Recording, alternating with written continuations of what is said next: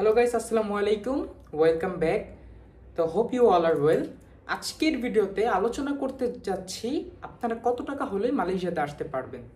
বর্তমানে যেহেতু সব কিছুর কস্ট বা সব কিছুর ফি 2023 সালের অপেক্ষায় অনেক বেড়ে গিয়েছে, তো সেই প্রেক্ষিতে 2024-এ মালয়েশিয়াতে আসতে আপনাদের কত টাকা গুনতে হবে। তো দেখতেই থাকুন। আজকের ভিডিওতে দেখলে আপনাদের এই কনসেপ্টটা ক্লিয়ার হয়ে যাবে, আপনাদের ইউনিভার্সিটি কস্ট থেকে শুরু করে আপনাদের এইখানে আসা পর্যন্ত কত টাকা খরচ হতে পারে। তো দেখতেই থাকুন।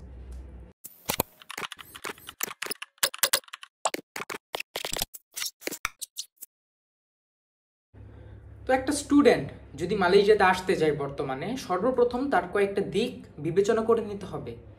যেমন কিনা সবার প্রথমে তার সাবজেক্টটা চয়েস করতে হবে, অর্থাৎ সে কোন সাবজেক্টে আসতে চাচ্ছে। যেই সাবজেক্ট ইন্টারেস্টেড, যেই সাবজেক্টে পড়তে চান মালয়েশিয়াতে, সবার প্রথমে সেই সাবজেক্টটা চয়েস করে নেবেন। এরপর সাবজেক্ট চয়েস হয়ে গেলে আপনি আপনার বাজেটটার দিকে ফোকাস দিবেন, যে আপনার বাজেট কীরকম। এখন বাজেট অনুযায়ী মালয়েশিয়াতে ইউনিভার্সিটি ভেরিয়েন্ট আছে অনেক। তো সেই প্রেক্ষিতে আপনাকে বাজেট চয়েস যদি করতে চান, আপনাকে তিনটা দিক ফোকাস রাখতে হবে। এক, যদি লো বাজেটের ইউনিভার্সিটিতে আসতে চান সেই ক্ষেত্রে আপনার বাজেট একরকম রাখতে হবে। যদি মিড বাজেটের ইউনিভার্সিটিতে আসতে চান আপনার বাজেট হবে একরকম। আর যদি একটু হাই লেভেলের ইউনিভার্সিটিতে আসতে চান, হাই র্যাঙ্কড ইউনিভার্সিটিতে আসতে চান, সেই ক্ষেত্রে আপনার বাজেট হবে একরকম। তো বর্তমানে আপনি যদি কম খরচে মালয়েশিয়াতে আসতে চান, সেই ক্ষেত্রে আপনার লো র্যাঙ্কের যেসব ইউনিভার্সিটি, ওগুলোতে যাওয়া একটা বোকামি হবে। কেননা লো র্যাঙ্কের যেই সব ইউনিভার্সিটিগুলো আছে বর্তমানে বা কলেজগুলো আছে, এগুলোর ভিসা নিয়ে খুব প্রবলেম চলছে। যার কারণে আপনি যদি সেখানে কিছু ইনভেস্ট করেন, আপনি অর্থাৎ ভিসার জন্য যদি সেখানে কিছু টাকাও দেন, সেই ক্ষেত্রে আপনার ওটা পুরোটাই লস হওয়ার সম্ভাবনা আছে, কারণ ভিসাটা রিজেক্ট হবে। তো এই বিষয়টা একটু খেয়াল রাখবেন। আপনি একটা মিড ক্যাটাগরির ইউনিভার্সিটিতে আসতে হবে আপনাকে। তো যদি হয় ব্যাপারটা এইরকম, আপনি মিড লেভেলের ইউনিভার্সিটিতে আসতেছেন, মোটামুটি ভালো একটা র্যাঙ্কেড ইউনিভার্সিটিতে মিড বাজেটের, সেই ক্ষেত্রে আপনার ভিসার জটিলতাটা থাকছে না এবং কস্টটাও তুলনামূলক কম হচ্ছে। তো ধরলাম আপনি একটা মিড লেভেলের ইউনিভার্সিটিতে আসবেন, এখন আপনার আসতে কত টাকা খরচ হবে। এখন একটা ইউনিভার্সিটিতে সচরাচর আসতে আপনার কিছু ফি দিতে হবে, টিউশন ফির বাহিরেও। তো ফিগুলো কি, আপনাকে একটা অফার লেটার দেওয়া হয়, সেই অফার লেটারের মধ্যেই সকল ফিগুলো ধাপে ধাপে মেনশন থাকে, স্টেট থাকে সেখানে আপনাকে কি কি ফি, কত ফি দিতে হবে। তো সেই পরিপ্রেক্ষিতে আমি যদি মিড লেভেলের ইউনিভার্সিটির ফিগুলো বলি, সাধারণত এদের EMGS ফি, অর্থাৎ আপনার যেই ভিসাটা হবে সেই ভিসা ফি। আরও যদি সহজভাবে বলি, আপনার যেই আনুষঙ্গিক আসতে এখানে যেই ভিসাটা প্রয়োজন বা আপনার যেই গভর্নমেন্টের ফি, ট্যাক্স, এগুলো সব সহ আপনার মিনিমাম 25,000 রিঙ্গিত থেকে 4,000 রিঙ্গিত ধরে নিতে হবে।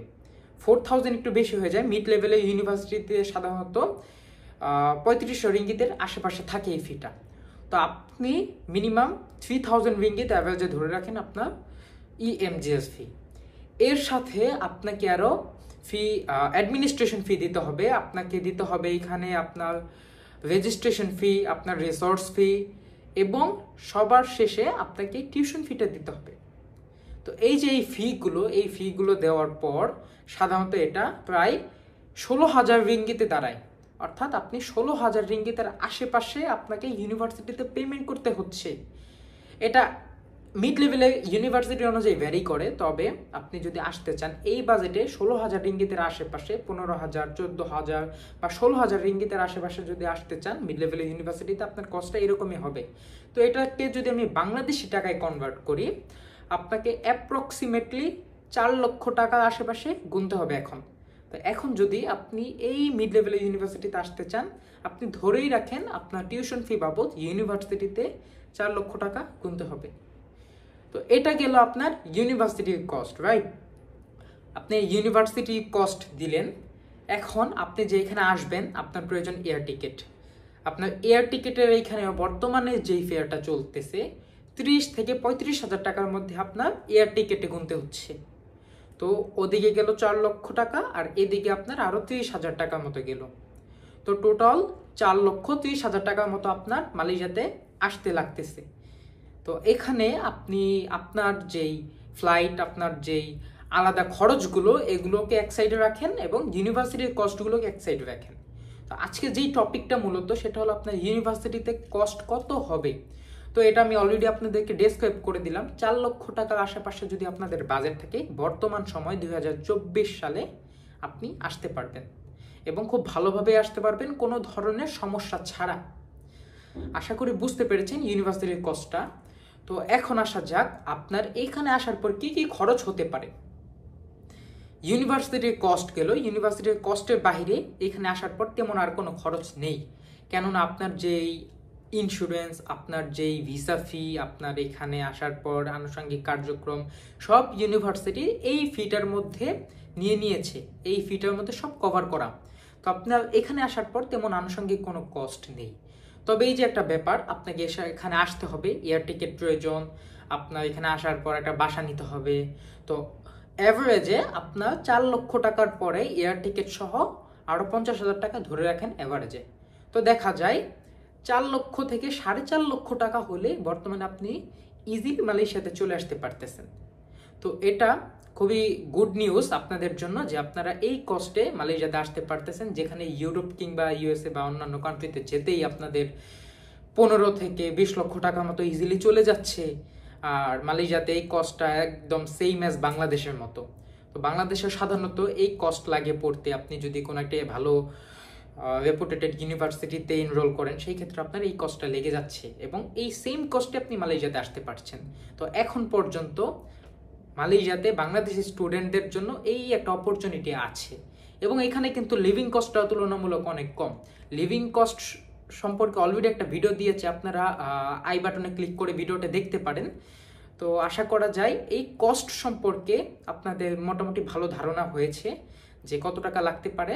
তো তবুও আপনি যদি ইউনিভার্সিটি চয়েস করতে চান বা প্রসেসিং করতে চান, কিভাবে কি করবেন, যেহেতু ব্যাপারটা ইজি এবং এজেন্সির প্রয়োজন হয় না, তবে নতুন অবস্থায় প্রত্যেকে একটু প্রবলেম হবে। তো আপনারা ডিরেক্টলি ইউনিভার্সিটির থ্রুতে অ্যাপ্লাই করতে পারেন। এই ব্যাপারে আমি আপনাদের সম্পূর্ণভাবে হেল্প করতে পারি। তো যদি বিস্তারিত কোনো ইনফরমেশন প্রয়োজন হয় অবশ্যই কমেন্ট করবেন। আর যদি ইনবক্স করতে চান সেই ক্ষেত্রে আমার ডেসক্রিপশনে আমার হোয়াটসঅ্যাপ নাম্বার, সব কন্ট্যাক্ট ইনফো দেওয়া আছে, আপনি সেখানে চাইলে যোগাযোগ করতে পারেন। তো আজকের জন্য এই পর্যন্তই, আশা করি আপনারা বুঝতে পেরেছেন। তো পরবর্তীতে নেক্সটে কোনো একটা ভিডিওতে অবশ্যই অন্য কোনো টপিকে কথা হবে। তো ততক্ষণ পর্যন্ত আল্লাহ হাফিজ।